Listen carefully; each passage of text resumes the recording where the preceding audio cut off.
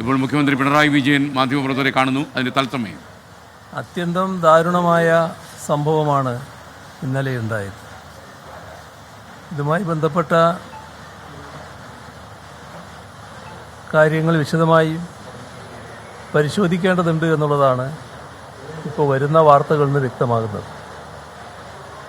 അതുമായി ബന്ധപ്പെട്ടുള്ള പരിശോധനകൾ ആരംഭിച്ചതുകൊണ്ട് ഇപ്പോൾ അതിൻ്റെ പ്രാരംഭഘട്ടത്തിൽ മറ്റൊരു അഭിപ്രായം പറയാറായിട്ടില്ല. ഏതായാലും രാജ്യം കണ്ട ഏറ്റവും വലിയ വിമാന ദുരന്തങ്ങളിൽ ഒന്നായിട്ടാണ് ഇത് മാറിയത്. ഇത് എങ്ങനെ സംഭവിച്ചു എന്നത് കണ്ടെത്തി സുരക്ഷ ഒരുക്കുന്നതിനാവശ്യമായ എല്ലാ നടപടികളും സ്വീകരിക്കേണ്ടതായിട്ടുണ്ട്.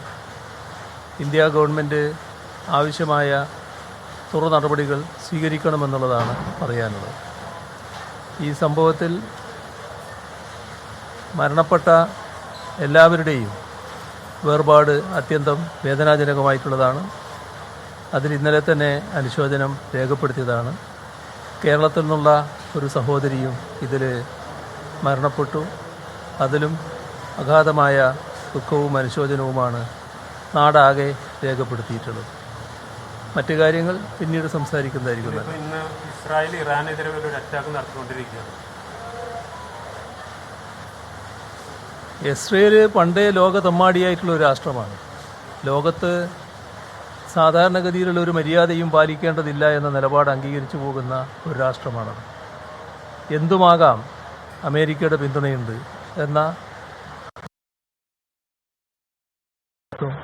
ഇസ്രയേൽ സ്വീകരിച്ചിട്ടുണ്ട്. കാണുകയായിരുന്നു ഇറാൻ്റെ ആണവ കേന്ദ്രങ്ങൾ ഇസ്രയേൽ ആക്രമിച്ചതിനെക്കുറിച്ച് ചോദിച്ചപ്പോൾ ഇസ്രയേൽ ഒരു തെമ്മാടി രാജ്യമാണ് എന്ന് വെട്ടിത്തുറന്ന് പറയുകയായിരുന്നു മുഖ്യമന്ത്രി. അതോടൊപ്പം പുല്ലാട്ട് രഞ്ജിതയുടെ മരണത്തിലും അദ്ദേഹം അനുശോചനം രേഖപ്പെടുത്തി. മുഖ്യമന്ത്രി തുടരുന്നു. ഒരു തരത്തിലും ന്യായീകരിക്കാൻ കഴിയുന്നില്ല. അത് നമ്മുടെ ലോകസമാധാനത്തിന് അങ്ങേയറ്റം ഭീഷണമായ അന്തരീക്ഷമാണ് ഉണ്ടാക്കുക.